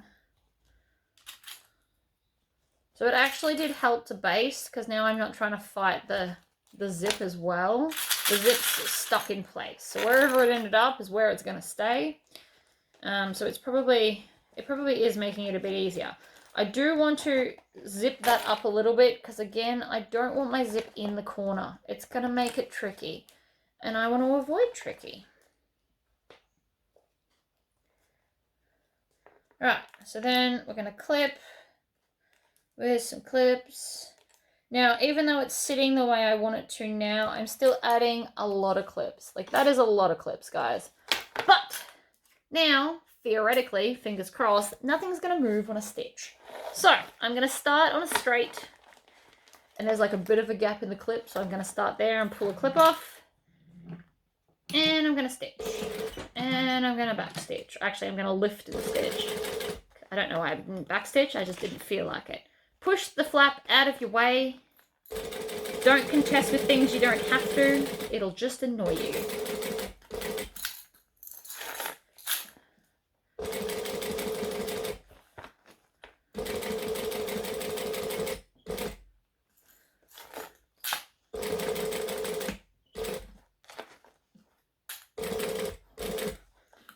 So I'm stitching around slowly. I'm just pulling everything over out of the way, because everything wants to get in the way, because it's a small bag. There's not really too many places it can go. So you do just kind of have to deal with it where it sits. But you'll be fine. Just slow and steady. I'm not doing anything overly dramatic. Oh, and I know I haven't said this in a few videos for a while. Your sewing machine needle should only do 9 hours of sewing, and then you should change it. You don't want to wait until it snaps in your machine, because that can damage your machine. So don't do that. It is now stitched on. You want to turn it through to double check that you haven't missed anywhere. But so far it looks fabulous. I'm also going to stitch up this zipper to make sure that it zips or unzips or whatever. Right? Once we are happy. I am not happy. That's too close. So I'm going to unpull that, because that zipper now won't go up past there. And this is why we check. So I literally got 2 stitches too close. So I am going to unpick about 7 stitches and then restitch it less close.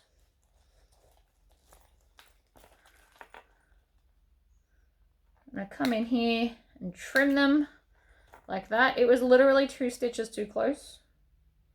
But that's all right. That's why we check. Because this curve, you know, this zipper is the tricky part. And the reason it's tricky is because these are such small corners. If it was more of an oval shape, it would probably be easier, but then you wouldn't get as many card slots. So it's like a bit of a balancing game, really. So now that I've unstitched that, I'm going to come back. I'm going to go from this way, and I'm just going to stitch it back on, but less close to the zipper.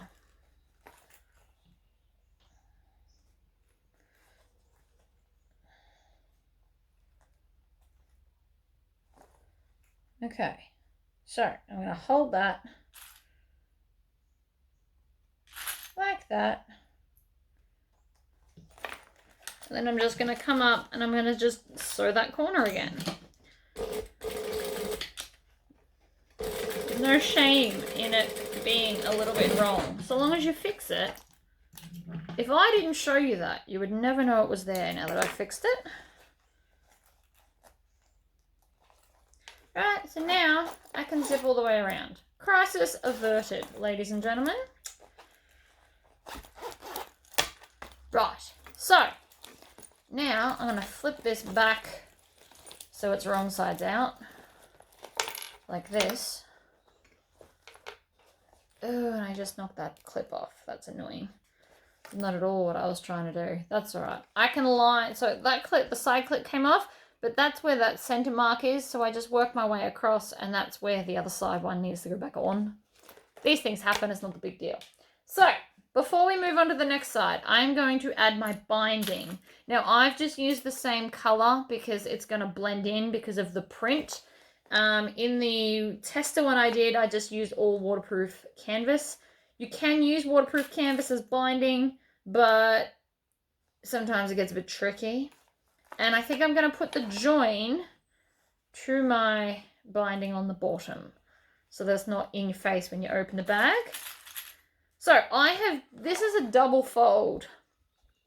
So I've ironed it in half to the center and then in half again, and I've ironed it with a steam iron so that it stays. There is no interfacing on this because that would make it insanely thick. And then I'm just going to go around, slot it on, and clip it down. If you have a binding attachment, you can definitely use that. But this is now just going to hide all of that edging mess. For lack of a better word, the edging mess.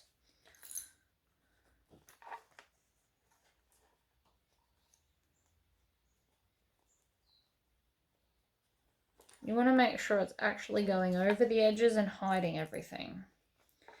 And then we just top stitch 1/8 of an inch from the edge of the folded edge. And that will hold it on and hide everything. Now I cut 2 pieces of these. I didn't cut them to size, I've just made it huge, and I'll cut off the excess.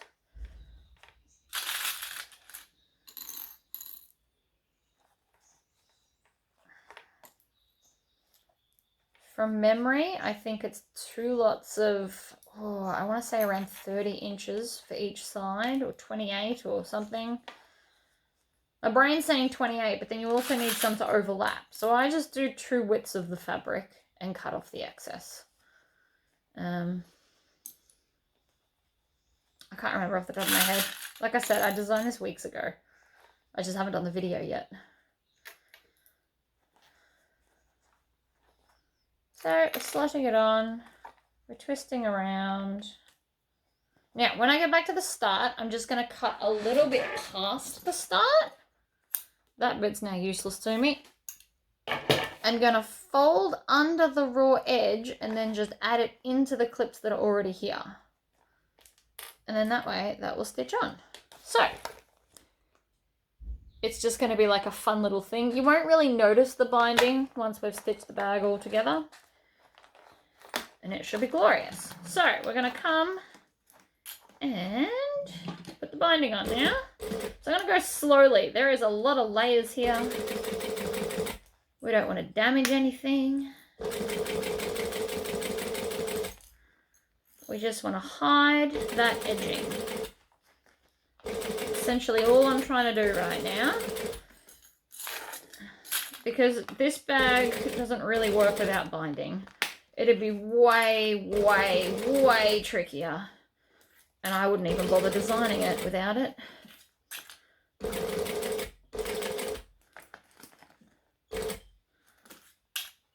So I'm going slowly. I'm holding everything out of the way. I am literally scrunching the bag. I am not worried. If your bag can't handle this, then it's not going to survive somebody using it. People are not kind to their bags. I'm not kind to my bags, and I make bags, so I need to know that they're going to be tough.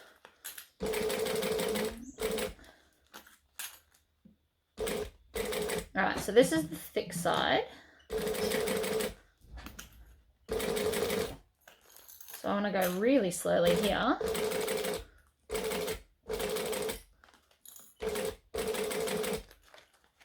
Last corner. Back to the start and back stitch.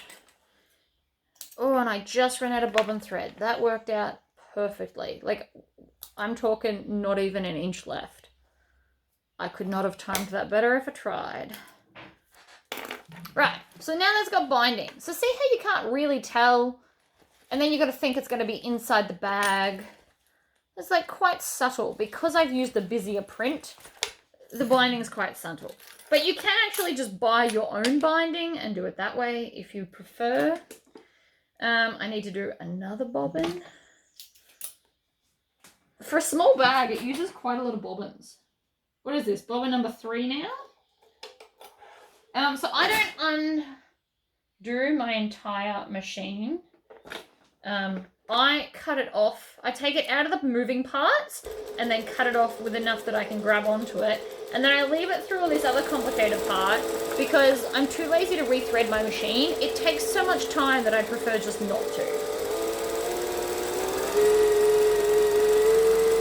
So I'm just going to fill one more bobbin and then we're going to bind the other side as well.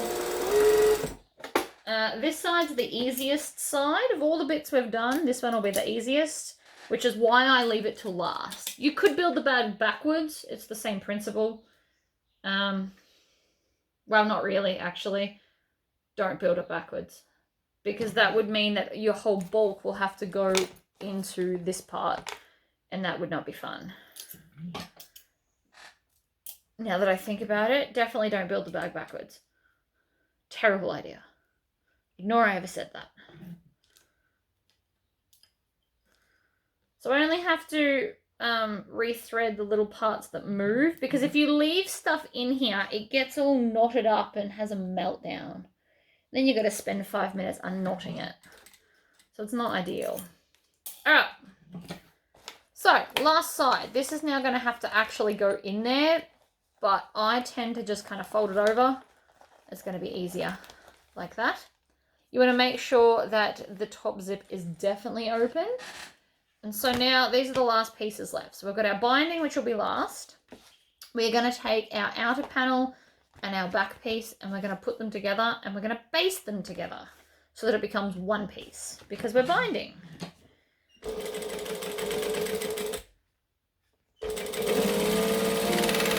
Oh, stop it. I heard that. My bobbin had a moment and I wasn't even back stitching. See how it does this loop thing?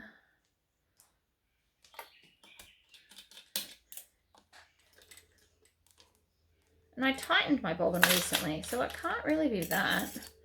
Just doesn't like me going fast with a full bobbin is pretty much how that works.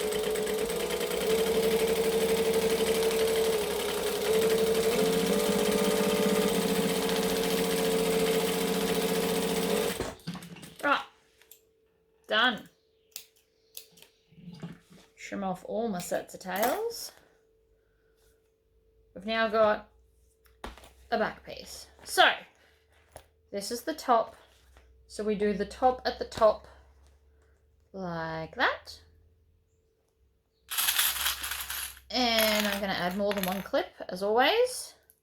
Now again, because this is vinyl, it is quite thick, so don't add unnecessary interfacing anywhere on this bag, because it's small and or compact, it's probably a better word for it. You don't want too much bulk, so the more interfacing you add, the more bulkier the bag becomes, is the easiest way to realize that, which is why I did not put any interfacing on my card slots. Because they overlap, it was already bulky enough and I didn't need to go making it any more so. So I've now done at least 3 clips on each of the edges like that. Now we're going to work on the corners. And I will try not to do it in my lap, even though that is the habit that I have, because I can get the angle better in my lap. So I'm pushing that into the corner to make it sit like the 3D corner that it is. And I'm going to do the same to this one. So I'm just kind of doing that until, and pushing my thumb in until it sits for the most part in the corner.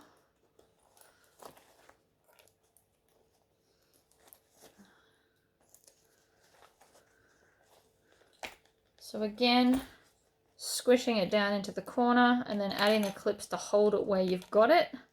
The more the merrier with clips. Like I have got a lot on here, but it's helping to hold the exact shape. Because it's such a small bag, everything is tight and compact. So I can't just leave like nice big gaps along the straight because it's not long again before it turns back into a curve. So that is now on. I am going to have it with the gusset side up, and I'm going to pick a flat bit to start like I always do, and we're going to stitch it. So I'm going to back stitch and hope that that did not mess up my bobbin thread since it's giving me grief today. And now with this corner, I am pushing down and in to get it out of the way of my stitches, as best I can at least.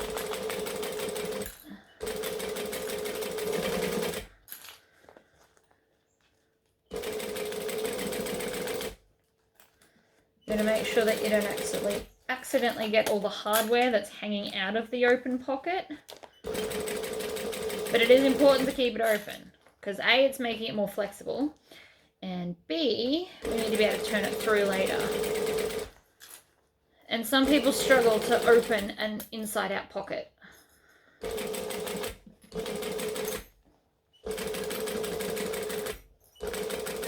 Now this is really, really tight. So the reason this bag's so difficult is because everything's so close together. If this had a huge gusset, this whole thing would flop out of the way and it'd be an easy sew. Smaller bags are not always easier, for anyone that didn't know that. This is a prime example of that. Now, I am going to cut off a little bit of the excess vinyl that I've got in my corners. Like that, and that's just going to make it easy to put my binding on. So we're going to add the other side binding, and then your bag is done. It's just inside out. So again, along the bottom, I'm going to start roughly in the middle this time. There's no magic place where to start. There's no rule. I like to start on a flat though, because we do a join and it's easier to deal with that on a flat than a curve. But if you felt the need to really challenge yourself, I suppose you could do it on the curve. So again, I'm going to do it here where you can see. So I'm holding the bag with my body against the table so that I've got free hands to adjust it. And normally this would just sit in my lap, but I'm trying to do it so you can see. I'm still making all of my clips face the gusset piece again like we did before. This just goes over there.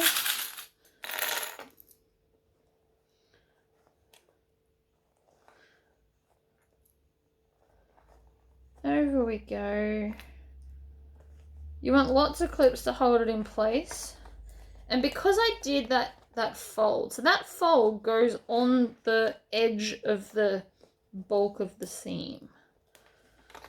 And that's how I make it fit gloriously every time.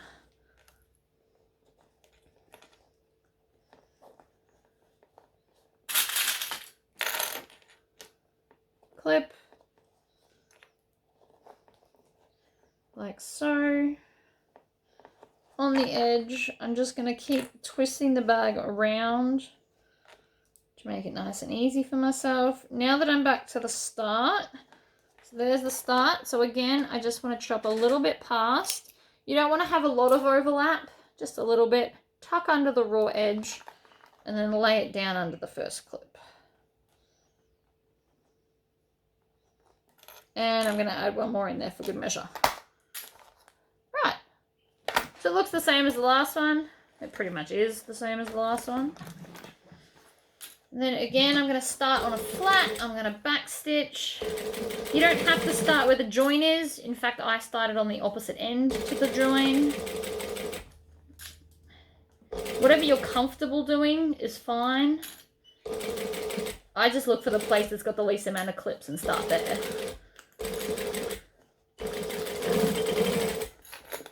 which is why it's always on a straight.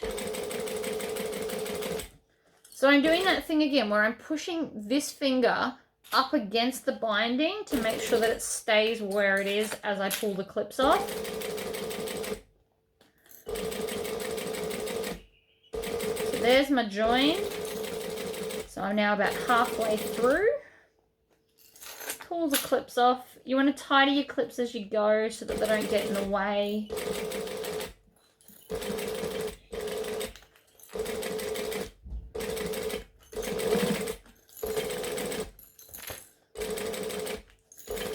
Last corner, and I'm back to the start side back stitch.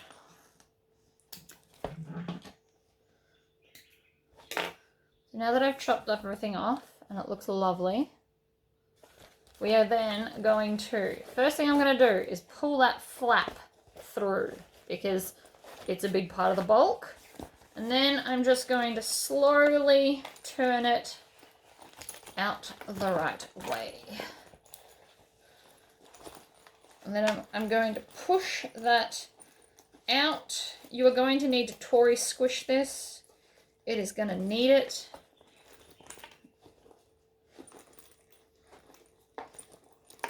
And you really want to push that piece out. Oh, I've missed a bit. That's all right. I can fix that. I just need to turn it back in the wrong way.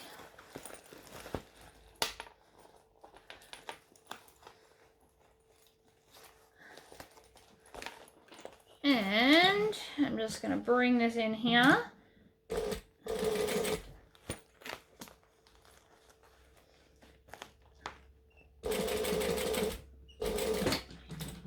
Let's see if I got it. So I just did, I just sewed a little bit closer to the edge of the binding. Oh, nearly. So I just need to tack that into there. Let me turn this corner back out because it's distorting what I'm trying to do. So turn the bag back inside out. And then I'm gonna see exactly where that little gap is. So it is there and there.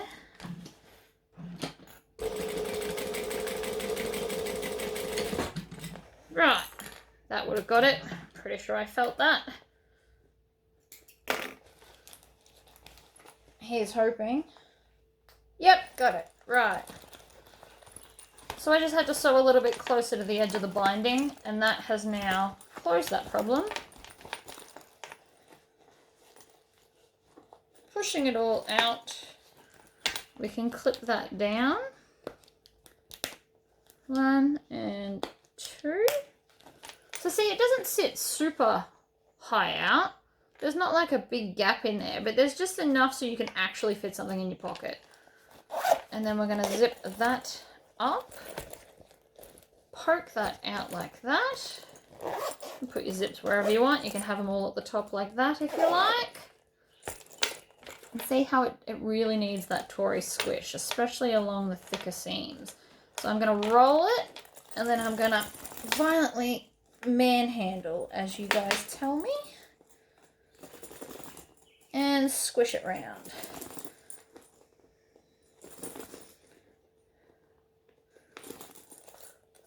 And there is your bag. So these will attach to your pants or your jeans, or you can attach your shoulder strap to them like that and like that. And these are swivel, so it'll never have like a knot or anything. But that is your bag done. Thank you for joining me. Even if you don't attempt this bag, I do hope that you learned something cool from the video. And I'll see you guys next time. Bye-bye.